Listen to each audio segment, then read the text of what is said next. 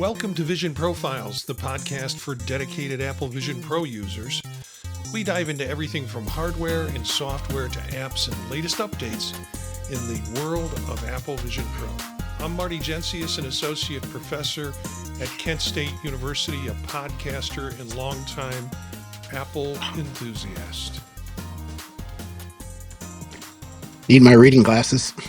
I'm Eric Bolden. I worked in IT, but my passion is finding creative ways to share content, currently photography of plants, birds, and panoramic sequences.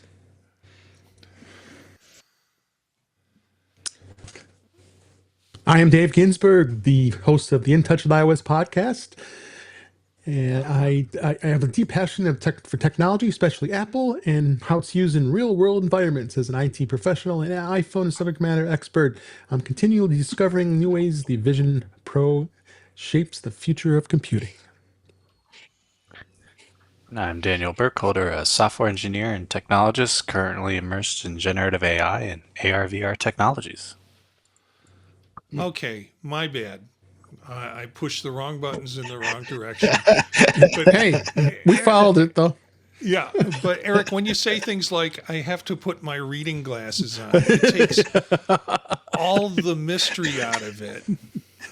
Like this is not pouring out from your heart. So I needed to see the screen for all of the stuff coming up, and I realized I was wearing the wrong set, and that's why everybody was blurry. It just happened to be, whatever. that's great.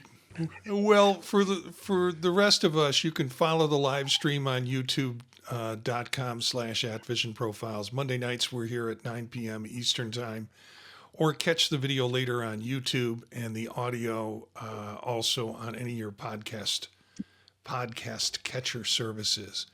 So how's everybody's week been? My week has been busy, really busy. Yep. Yeah. Same here. It's Anything been just newer, a busy time. New or remarkable? No. I've had a crazy roller coaster of a day with respect to work, and I can't talk about any of it yet. But it's really good. That's all I can say. You know, it was crazy reinvigorated. Good. It was crazy good. That's good. Crazy good. That's good. Yeah. Yeah, we had some storms come through last week, and I have bought myself I don't know what you call it, a power battery, or when the power goes out, the battery kicks in. APC, is it what it is? Or a device that I'm running my computer through now. And I thought, well, if I have that, then what good is that if I don't have some type of Wi-Fi system? What good is it? So I went to the Spectrum store, and sure enough, they had what they call advanced Wi-Fi, which is basically a 5G unit that's put on top of a backup battery. And I can plug that in, have it run. I haven't connected it yet because before I start messing with my Wi-Fi setup, I kind of want to get through the recording of this show. So that's maybe a tomorrow project where I'll swap out my Wi-Fi and router and do a new setup with this thing that will charge a backup battery that will then go into a 5G. If power goes out, the battery comes on, the 5G comes on, and then I get Wi-Fi for my computer, which will now be able to come on because I've got battery backup for it too. Seems like a little overkill. I could just maybe take a nap when the power goes out, but it really bothered me because I was right in the middle of a workflow this week when it went out for a couple hours. So nothing really new with Vision Pro from my end in terms of things, but there is a lot of news, surprisingly a lot of news. And we've got it here. If we don't get to everything, we will have links and titles of the articles in the show notes, and you'll be able to chase the articles that we talk about and those articles that we don't talk about through the show notes if you want to. Let's start with kind of immersive video and content. And the first thing coming up for us on immersive video and content is about Artemis and Artemis 2 and the launch. Have any of you been able to track any of this? I've got an article in here from 9 to 5 Mac and also one Apple Vision Pro users will be able to experience NASA's Artemis 2 launch in immersive video. So, anybody watching Artemis or have watched Artemis? I haven't This had a con chance much, so Yeah, this content isn't available yet though. The app says it's coming soon. It is available for Oculus right now, so there's that if you wanted to watch it there. Um, I did though for fun, since YouTube app has spatial video now. I watched some of the launch footage that people shared there in 360 video, which admittedly is not very good. It was still fun to watch, and so I'm excited to see like the Vision Pro like native version of it comes out because it'll Yeah. be much nicer. But I was also a little disappointed. It looks like it's only like of the launch. Really would have loved to have a camera in the rocket. That would have been pretty cool. Just Well, saying, like as an idea for next time. well, the big thing they're talking about is that the folks on the craft have iPhone 17 Pro Maxes and are shooting spatial video Oh, through okay. that. yep. So we'll see some of that hopefully come in the future. I think they have more important things to deal with right now than Yeah. sending video back to us. Yeah, So once You I'm they know, get getting their a Outlook yeah, situation sorted, then they can yeah, figure everything else out. yeah. all that time that they were waiting for the toilet to thaw out, they could have been doing some videos. Yeah. I think Lots of fun. the toilet thawing out would be something I would sit and stare at. I guess a watched pot never boils would be a good descriptor of that. So, They've got um, they've got film of it thawing. It was kind of neat. You get that whole droplets in space when they rotated the craft to be able to unfreeze the lines. yeah, okay, Eric. I I was think you're only gonna need kidding. a. I think you're gonna need to update like your tagline about spatial photography of plants and with Okay. toilet I thawing. didn't I didn't need it spatial of that. Just the vapor spraying out into space. That was enough. Well, at this point, Okay, It why was not? Like, that's, unusual. Well, okay. okay. This is turned into Next, potty talk. Yeah. oh my. Let's go on to something different. Hey, Dave, please. why don't you tell us about the immersive video, particularly this Palms concert that you saw? Yeah, it's fresh in my mind. I just watched it literally an hour ago, and it was a pretty amazing. Got a good immersive feel, being within the orchestra. The pianist was really good. Pretty amazing. You didn't. It was dark, so you didn't see the crowd too much until they panned out to see like an actual balcony view. Yeah. But overall, just phenomenal. Just watching all the different instruments being played, going from the French horn to an oboe to a flute to a clarinet. And there wasn't too much drums. I was hoping to get more drums, but there was a fair amount. Hmm. But overall, I thought it was very enjoyable. I'm not a big classical music person, but I stuck with it the whole time. It was 35 minutes, and it was very enjoyable. Yeah, and I know Eric has seen this. I saw bits and pieces of it. Eric, you have any comments or additions? Um, it is a unique view without having to pay massive prices for tickets.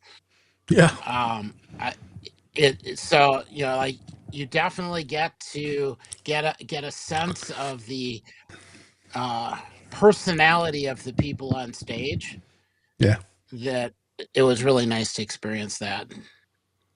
Yeah, and my understanding is this is not a one-off. That this is going to be a series. I think they actually recorded this in November and December, and it took them a while Hmm. to actually bring it to fruition, but it doesn't appear to be a one-off. They've got more in the series coming up, so that's exciting in itself. And I'll look forward to that.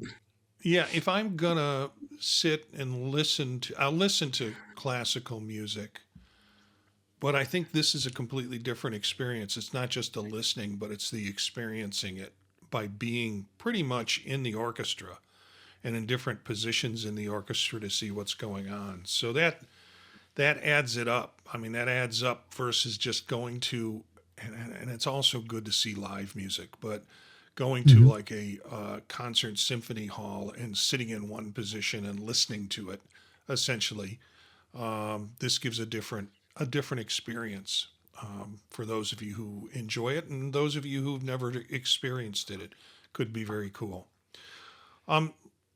So let's talk about, there's a couple of articles on healthcare use, or an article on healthcare use that we want to mention. And this is Chelsea and Westminster Hospital in London are using the Vision Pro with an app from Medical Eyesight to help patients understand incoming procedures, particularly those related to endometriosis, endometrioma, and uterine fibroids. So this looks like a more of an OB-GYN sort of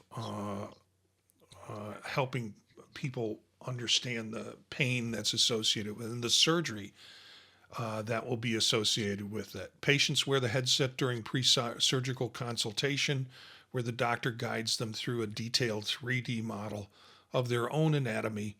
It was piloted in 2025. The approach is now becoming standard part of the consultation process. So exciting stuff there. And another article on WebPro News. Inside the operating theater, how Apple Vision Pro is reshaping the way surgeons talk to their patients. And I think this is more, whereas the other article had some images in it that I think were more real images in terms of what was visible for folks. This seems to be more of a general discussion in terms of it. A deeper look at Adler Hay Children's Hospital in Liverpool, where clinicians load patient-specific 3D models from CT scans and MRI data directly into the Vision Pro before surgery. Patients and family report immediately grasping the spatial reality of the complex procedures. So pretty cool there. And there's another article in there that covers the Chelsea and Westminster Hospital. And yeah, we'll stop with that, just from the medical stuff. Any thoughts on this? I'm loving seeing this. Yeah. I really think it's something that the healthcare industry really needs to really do a much better job of Yeah. explaining things, going through diagnoses and showing what the surgery will actually be instead of just charting it. And there's a big future here. And it doesn't necessarily mean it's going to be a Vision Pro. It could be something else. The glasses are starting to be quite the chatter lately, but I hope it's the Vision Pro. And they continue on with it. But this is a great start. Eric, you were Actually, going to say something? Or Daniel? Yeah. Well, Eric, let's go with Eric. Most doctors that I've talked to are not very good artists. And Yeah. the little 2D diagrams that they give you to try and explain what's going on doesn't really make it clear. So I like the clarity that this gives. I like the fact that it's much more realistic. You get to see kind of where everything is as the doctor's going through and experiencing everything. It can't help but be an easier experience for both sides. Mm-hmm. Daniel, do you have thoughts? Yeah, I mean, I think it like easier to explain is always better, and using the real patient data. So I'm assuming like scans, and which is really cool to really visualize yourself and frankly what they're gonna do to you. Um, and I was thinking uh, it's a really good use case for the Muse. Because then I can imagine like, okay, I'm gonna do Ah, an incision here, and then they like draw it on there, and then we're gonna grab this and like this, and Hmm. then you can see this problem here, and then they can actually like illustrate what they're doing in real space against their real body. Like, cool, cool, cool, cool, cool. I yeah. want to see more. Yeah, I I'm was going not. to add. Yeah, go ahead, Dave. No, I just wanted to add. I forgot to mention this. I'm going to be getting cataract surgery here pretty soon, and I went through the experience because they do the preliminary, and they hand you off the iPad, and I had to sit there and play videos and look at what to expect, and I'm getting the laser part of it. So, why not having a Vision Pro for me to be able to see, literally, to to what's going to happen, when he puts the laser incisions to remove the lens and install this artificial one.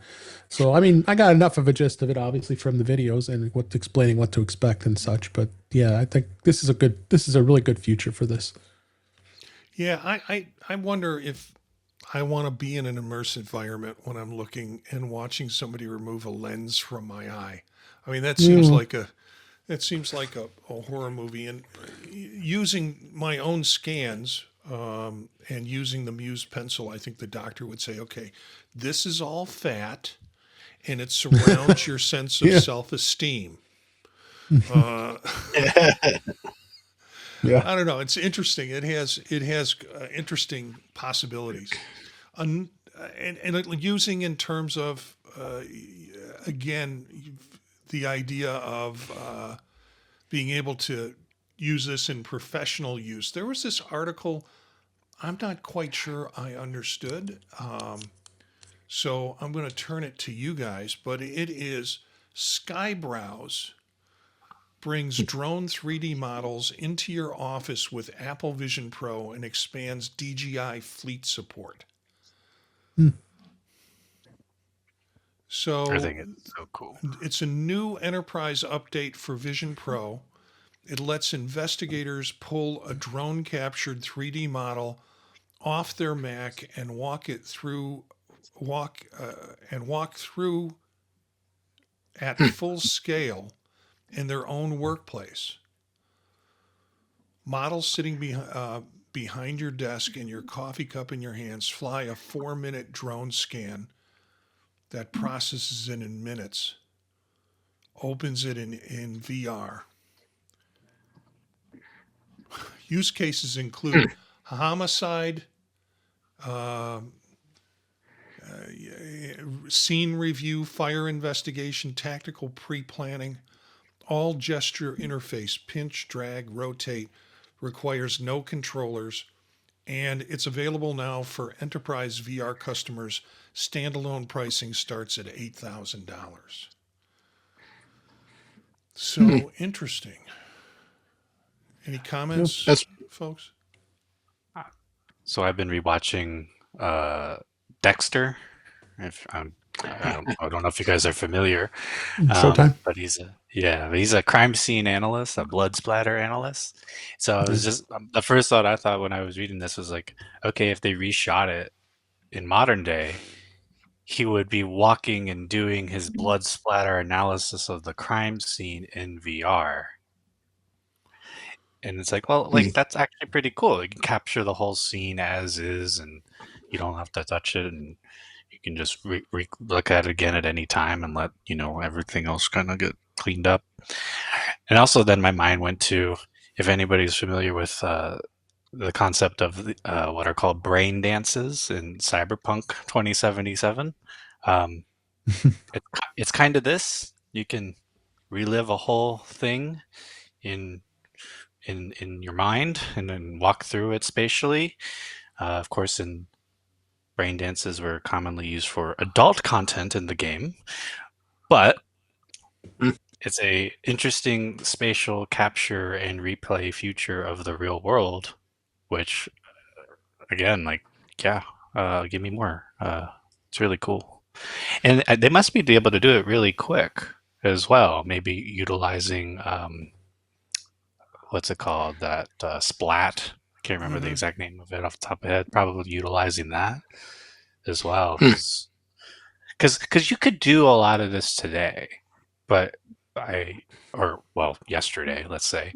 Uh, but I bet it's not as fast as it is now, and is more production ready as it is today. Yeah, as twisted as your tastes in movies and your ideas that come from them, this is actually a pretty cool idea because, what little you know about splat patterns, you can have blood splatter and then you have splatter on top of it, and then that indicates which was there first. And if you were gathering that data and able to gather that data through either scanning or through notating what things are, you could recreate the potential directions and timings of the blood splatters as they occurred and how the homicide might have happened.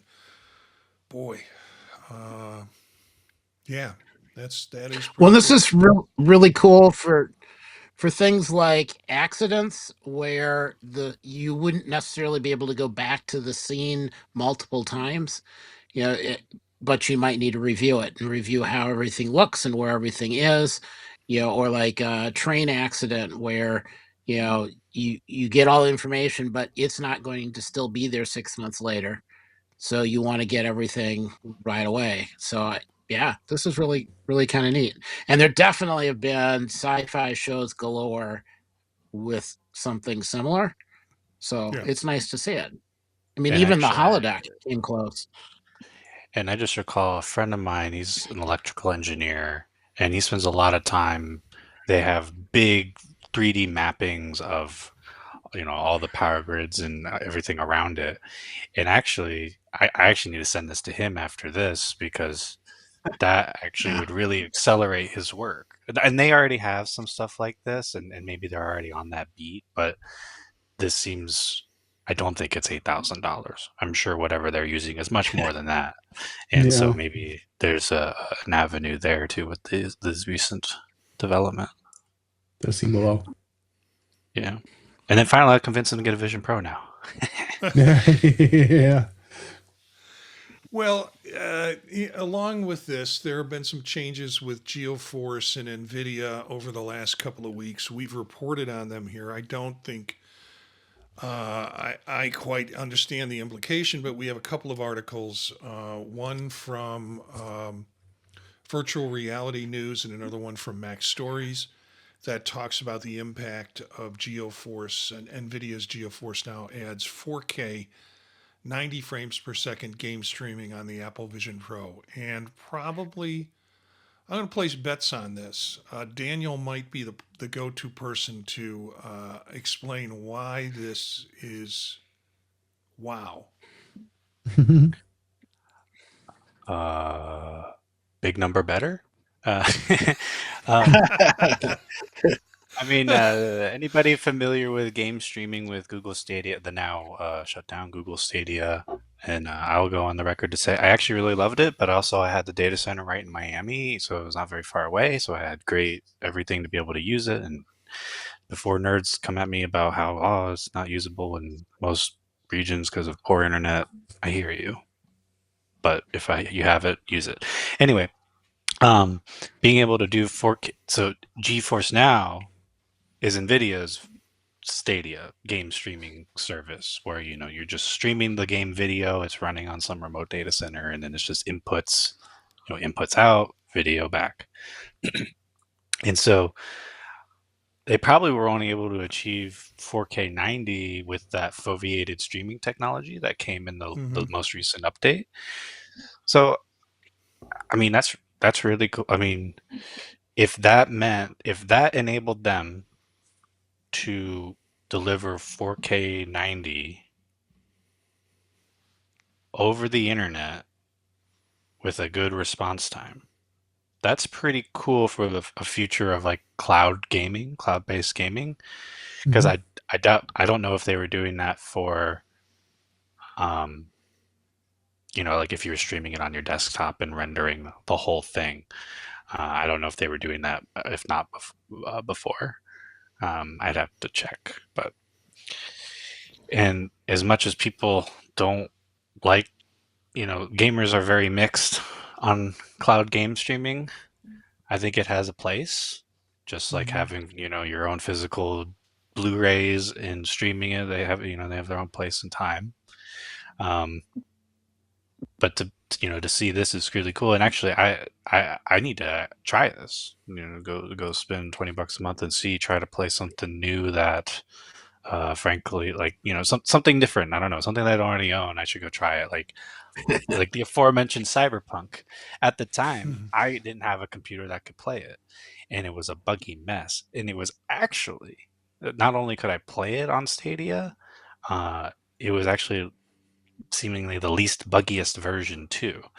And then the idea that I can be playing this, quadruple A title over the internet on my phone, that has a time and a place, and that's really cool. And it's really nice to see improvement.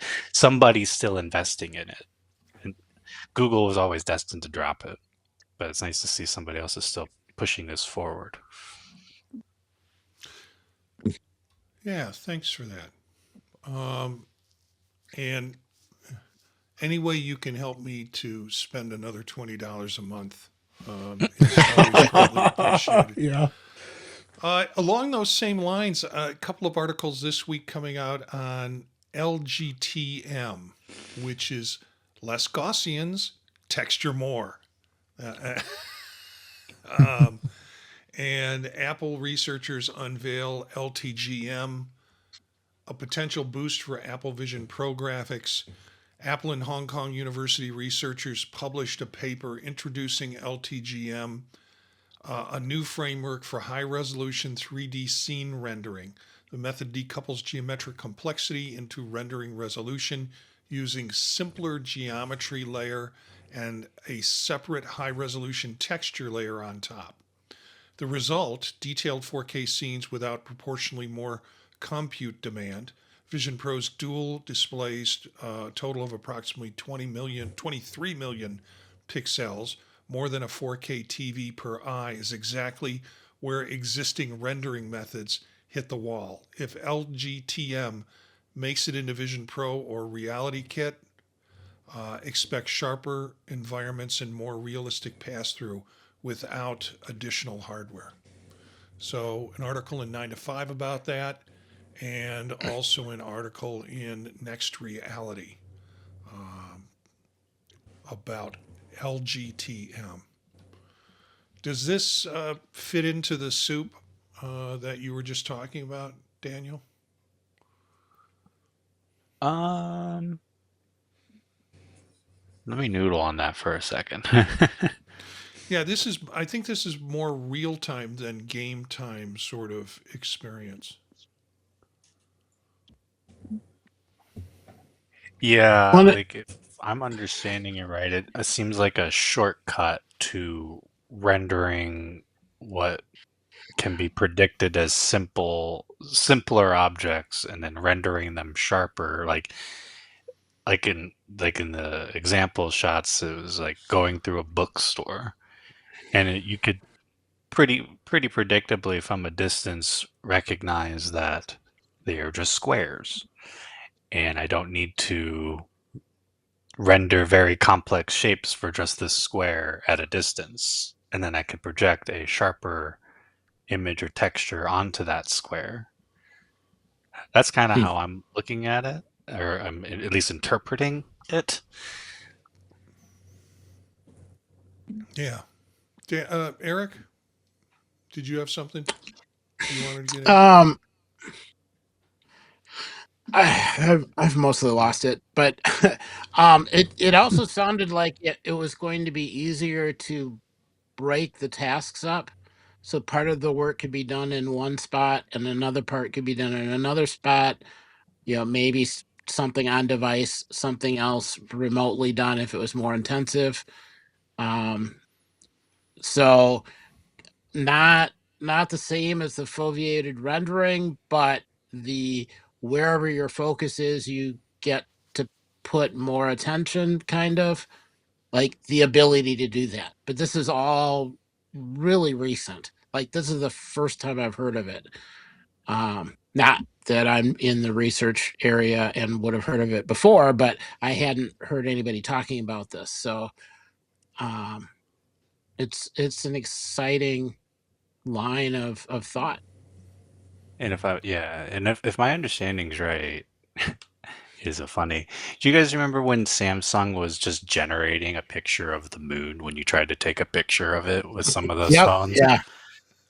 So like Samsung implements this, and now when you look at the moon with through your headset, it's just going to show a JPEG of the moon.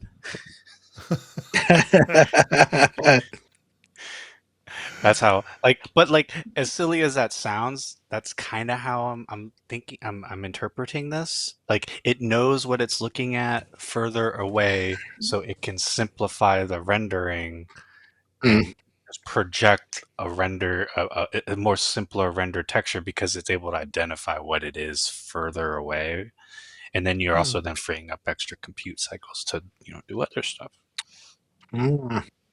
Yeah, that could be really cool. Well, I think we have, and again, this might be up either Eric or Daniel's alley. This is a story that it came from the Blender subreddit. And we treated a Vision Pro spec ad like a film scene. This is from the Blender community. A creative team shares their process for treating a Apple Vision Pro spec ad like a full film production inside Blender. Cinematic lighting, camera moves, materials, and all. The result demonstrates how Vision Pro's design lends itself to high-end visual storytelling, and the discussion in the comments explore the intersection of 3D creative tools and spatial computing hardware. And if you're watching the video version of this vodcast, you can see I'm running. It's only a 28-second piece here of what they had put together. But it's pretty impressive and pretty wild.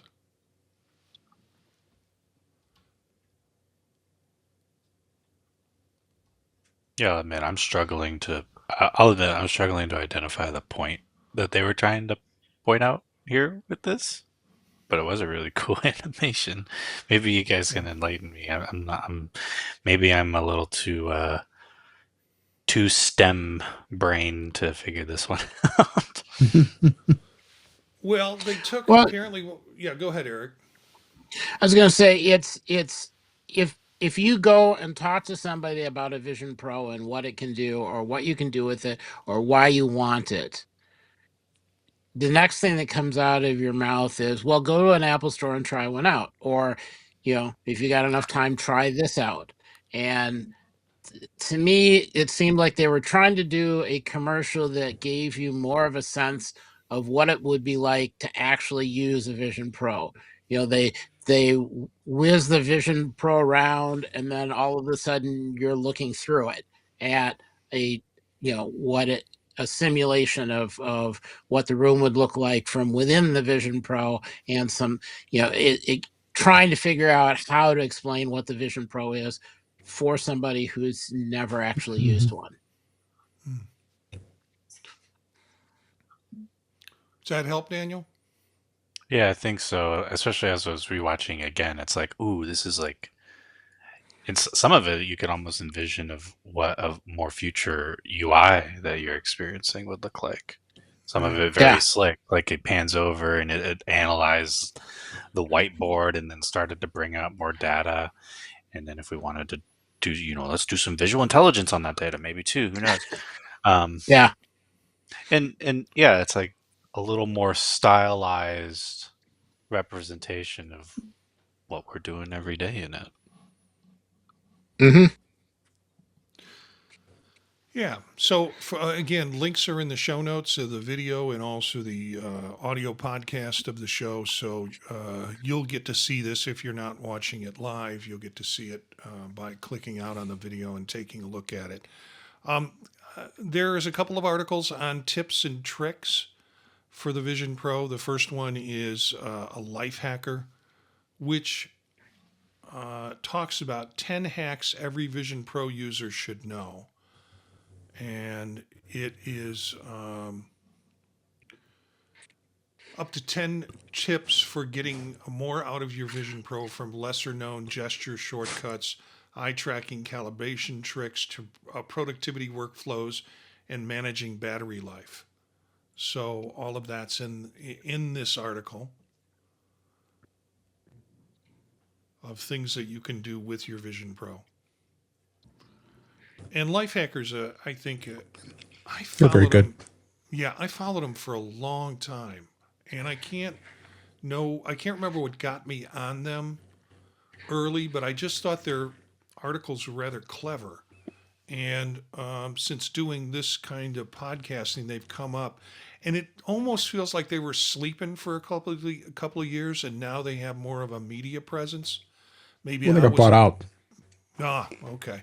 Maybe I wasn't paying enough attention to them, but yeah, they're doing some good stuff. Yeah. And so, yeah, I, we have I'll this. quote them 2 times. Yeah, we have this link in the show notes, and then another article. This comes from Apple Magazine. Apple Vision Pro Travel Mode Guide for In-Flight and Transit Use. So I've used it in travel. Dave, have you used a travel mode at all? Nope, I haven't done it Eric? yet. Yeah. You Yeah. have, Eric? Okay. Yeah. And Daniel? Only a few times just for fun back when it first came out, trying it in a convertible. But otherwise not in any serious form. It was fun getting those looks Were though. you driving the convertible at the time you were trying to get into it? No comment. No, I wasn't. So yeah, it's got some good process in here. So, maybe keep the link next time you're going in flight. This would be a good thing to look at and remind you of how to use this in travel mode. Let's see. There needs to be like an etiquette section on how to not wig people out when you're using it in public. Don't stare at them and say, "Sorry, I'm looking at a spreadsheet." Yeah, I know. I was in the first round of glass holes when Google Glasses came out, and I really just wanted to use it for catching my email and getting notifications and stuff like that. But people just thought it was too weird at the time. So when we talk about how glasses are, they're already out. The Meta glasses are already out, and they're getting pushback because of people afraid that you're recording them or you're using them for an ulterior motive. They're out, and so I hope slowly people will move away from seeing people who use that kind of data-driven stuff in public as being a threat to them. I think that like glasses, the Google Glass, you could read your email, you could get notifications. There wasn't a lot you could do with it other than get information. The fact that with these Metas you can record people, and also with the Vision Pro, but with the Metas it's a little bit more ubiquitous. More Does subtle, have a flashing even with light on it. I mean, it Yep. does have it does have a light on, to let people know that, but still, it just creeps them out. It creeps people out with them. So, okay, some news.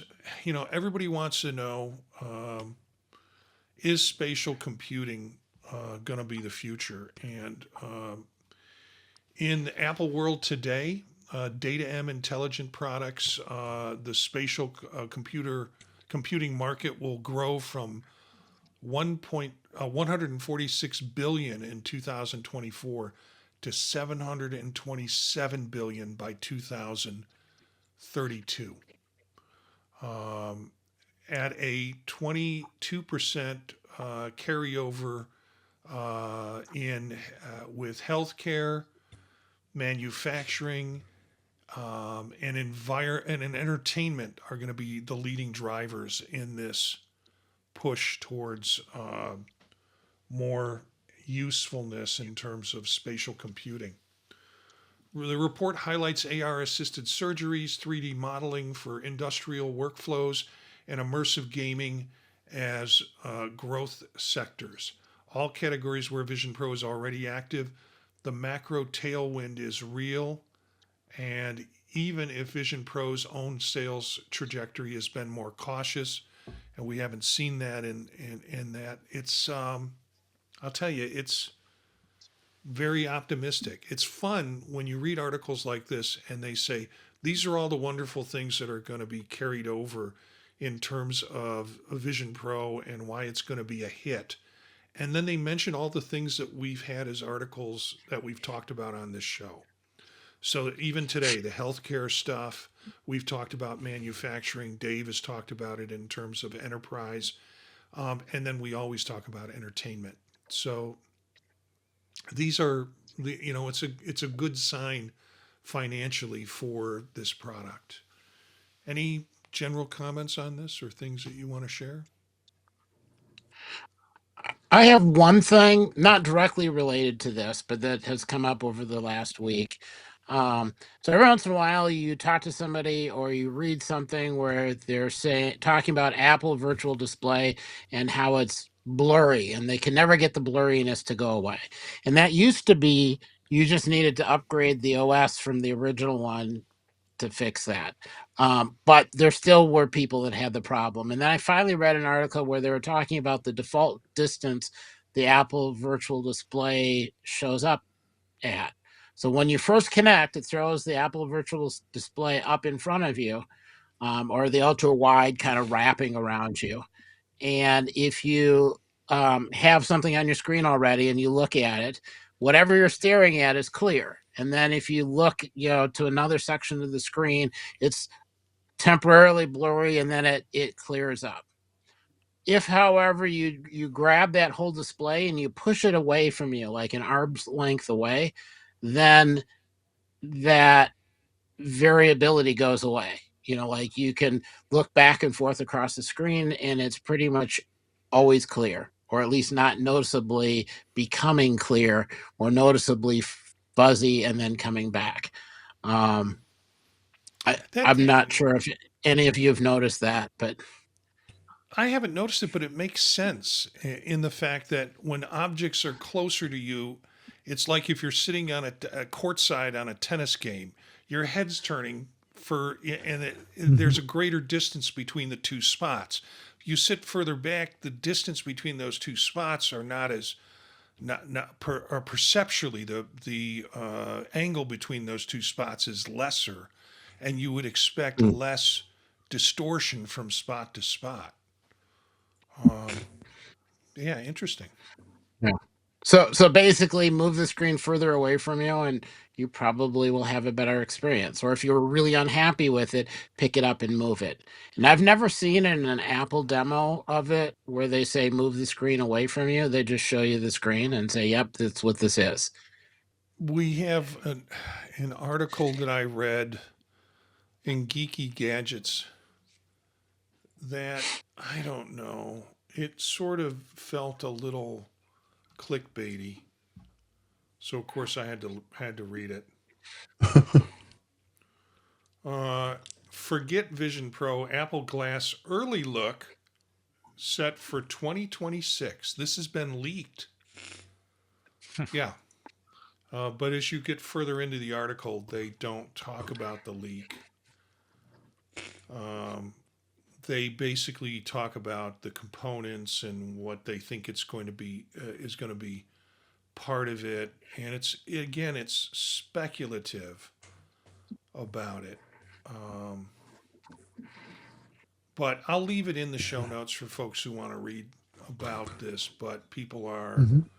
already making a hubbub about. And there's a YouTube video someone's created about Apple Glass. So Oh, the price. Expected price $600 to $800. Sorry, what planet did you just land in from? There is no world where an Apple smart glasses is in the $600 to $800 range. unless it's doing exactly what Meta's doing right now, and I don't think Apple. I think Apple's shooting for something a little bit more functional and in between. Yeah. Of course, we said they never made a $600 laptop, and then And to they be made a put whole laptop. Yeah, and to put it to perspective, those Meta Orions, we got to yeah, remember those were 10K a unit. yeah. They're growing crystals to make displays in their basement. Like, Hmm. if they cracked it, they get the Nobel Peace Prize on display technology to be able to bring it down to that kind of price then or something.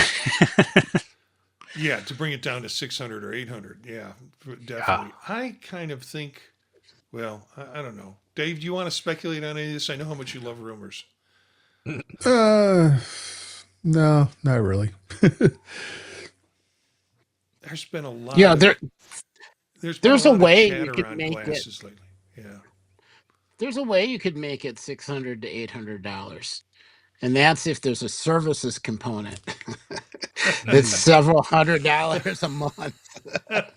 Yeah. I mean, Yeah. I don't. I'd pay $600 to $800 for an Apple glasses that's just AirPods, project shot in my ear, and then like a camera. I mean, Huh. I'd pay $800 for an Apple version of that. $100. I Oh, eight. would want I'd pay 8. Hmm. I was spoiled. I paid $1,500. Well, let me put it this way: the university took my professional development funds, which I wasn't using, and spent $1,500 on Google Glasses for me because that was entering the ed market, and I would want it to do everything Google Glass did at that time, and then a little more. Hmm. I want to get notifications. I want to be able to check email. I want to take messages coming in, things like that, which were Apple Watch on capable. But face. pardon? Apple Watch on face. Yeah, yeah. Yeah. But it may be a little more. But I would see it probably $1,200 to $1,500 if they got it any higher. Not that this is the same market that would be a market for Vision Pros. I think Vision Pros are going to be enterprise production kind of devices as they go into, and if should they continue on, I don't see why they wouldn't. The kinds of things that we talked about today with healthcare and with industry and things like that.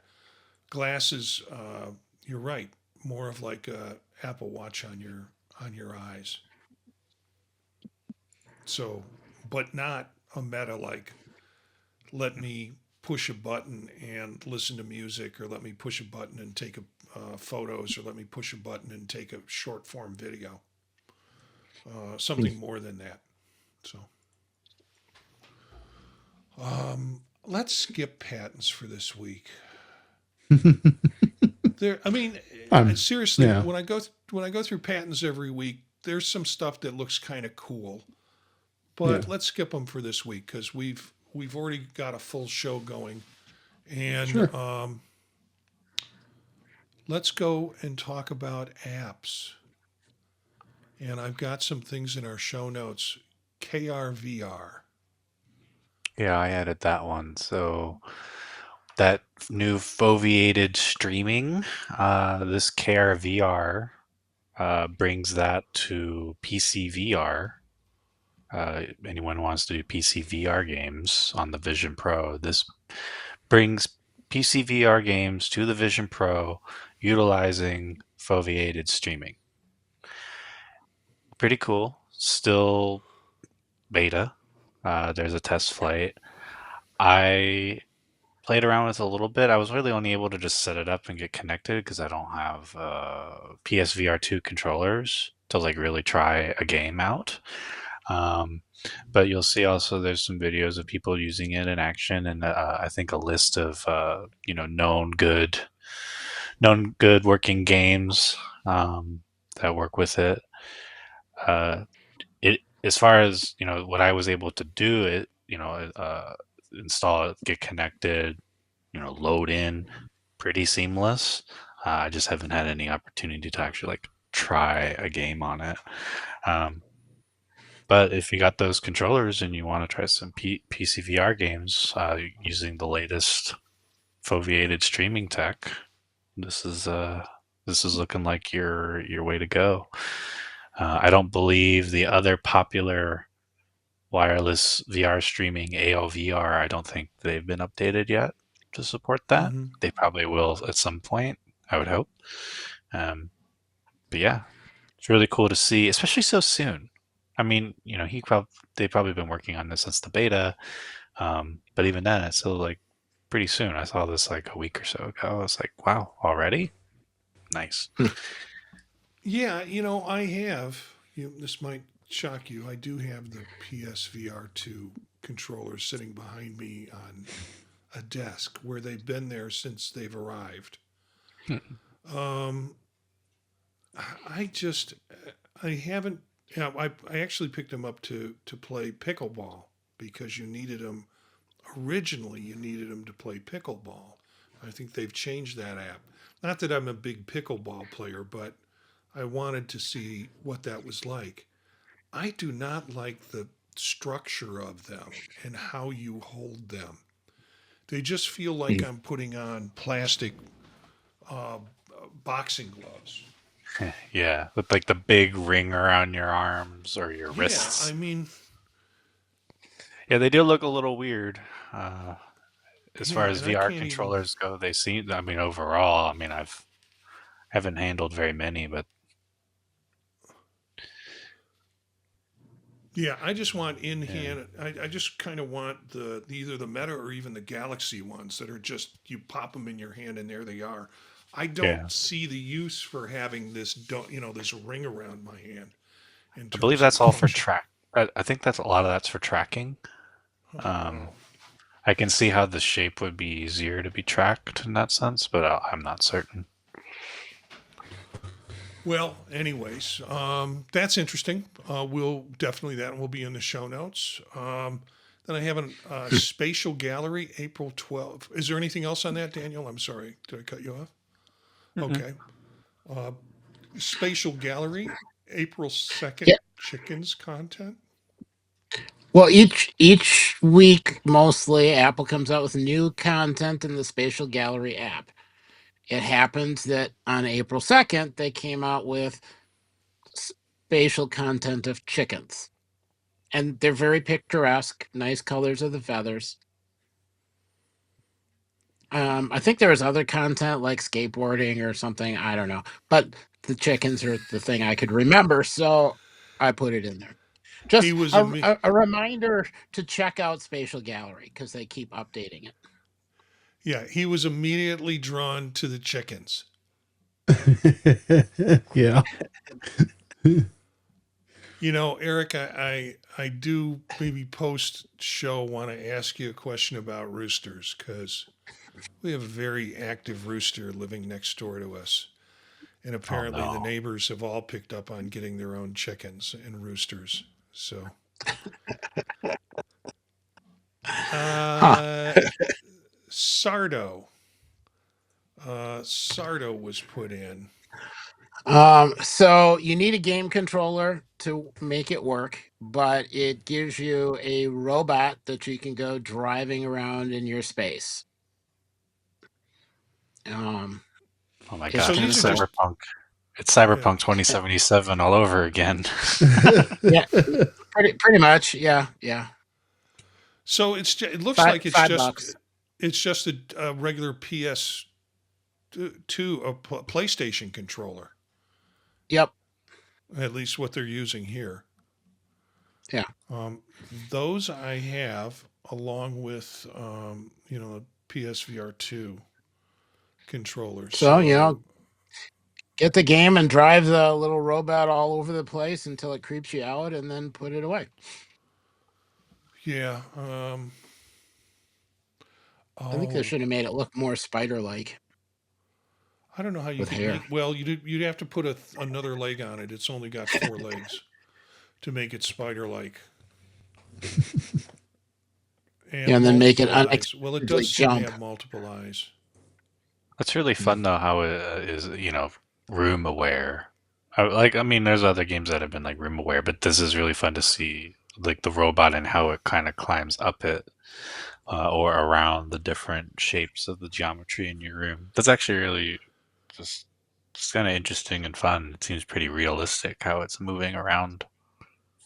Yeah, and if you notice, it's for those of you watching the video, the video is played and it's a still shot now. And if you look in the background, the person was using a regular PS controller to run this thing, but in the background of the picture, sitting on a table, are the PSVR 2 controllers not doing anything. So yeah, it's interesting. And then yacht tour. Oh yeah, we kind of texted this between shows, or before the show. We kind of texted this process, and I don't know why this is opening up twice. There we go. 8K VR 180 Miami yacht tour past billionaire mansions built for Apple Vision Pro. So somebody got on a yacht and apparently had an 8K VR 180 camera, captured a high bit rate 8K VR 180 with keep details sharp, and went past these billionaires' houses. Robert Pera, Memphis Grizzlies owner, Dr. Philip Frost, pharmaceutical, the Bacardi family, Rihanna, P. Diddy. I'm sorry. Yeah. I'm sorry. There are jokes just rolling through my head I can't say right now. J-Lo, Jennifer Lopez's house, Gloria Estefan, Ricky Martin, Shaquille O'Neal, David Beckham, Floyd Merriweather, Frank Sinatra, the former home of Frank Sinatra. And then it has a link in there to YouTube where you can link to the YouTube, and the person is just interested in knowing how might this look on a Vision Pro. So Marty, can you try that to see if there's a difference between the M5 and the M2? Is there a concern about that in here? Well, because I thought you couldn't watch 8K on an M2 from YouTube. Okay. Yeah, I will try that this week and report back on it next week. Yeah, because certainly I want to float by P. Diddy's house. Okay, I've really got to get off this. I got to get off this story because there's too many bad jokes that are popping into my head. Yeah, that's right. Really tasteless jokes. And then there's another Reddit story with a link that I thought was pretty interesting, and this was about supercar. Ever experienced riding in a supercar in Apple Immersive? And it's pretty cool, particularly if you've been following F1. And the story behind this, it's from Amplium. You can watch it on the Amplium app, and it gives you the options, I think, to go into a new French supercar engineered by Damien Alfano on the legendary Le Mans circuit. Test drives, passenger seat for the very first test drives of Quarkus is the car's name. So might be fun to look at that. I'll take a look at that. It's the Amplium app. It has in-person or in-app purchases, but it's free. But I don't quite understand because I looked at this. The in-app purchase is the Shred Brothers, 99 cents. So I don't know. Whatever the Shred Brothers are, it's probably worth 99 cents for me to figure that one out. So, all right. So that's what we've got to play with this week. And thanks for your contributions in terms of the apps. Let's find out where we can find people. I'm going to start with David. Well, you can find me at In Touch with iOS at intouchwithios.com, the YouTube channel, youtube.com/intouchwithios. Let's see, Sundays, we just recorded yesterday the Neo Notebook at the MacBook Neo. I'm here Monday nights on Vision Profiles, Eric, Marty, and Daniel. And the Tuesday nights, usually on Mac Voices Live, but we will be dark the next 2 weeks, but we'll be back soon.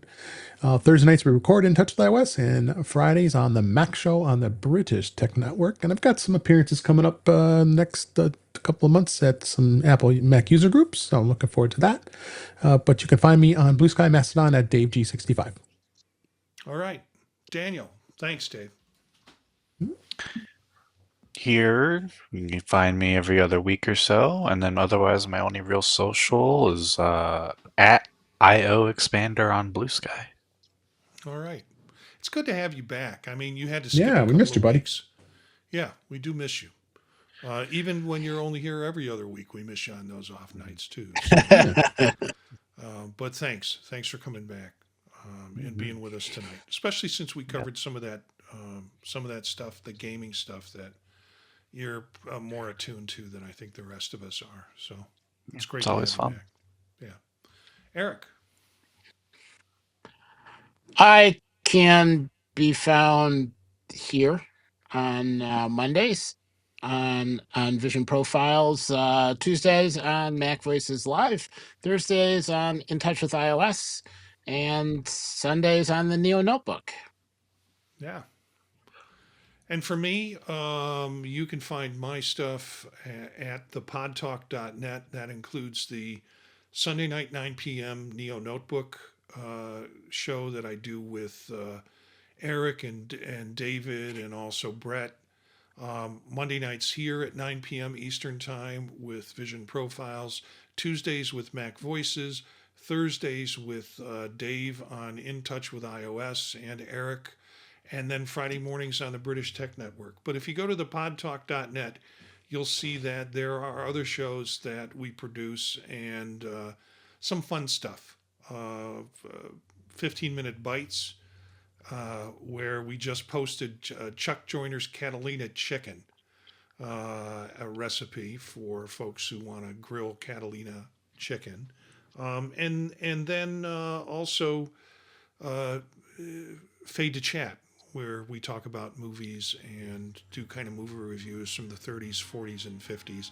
Been creeping into the 60s, but that's a fun show to do too. So check out thepodtalk.net as our website. You can email us at thepodtalknetwork@gmail.com.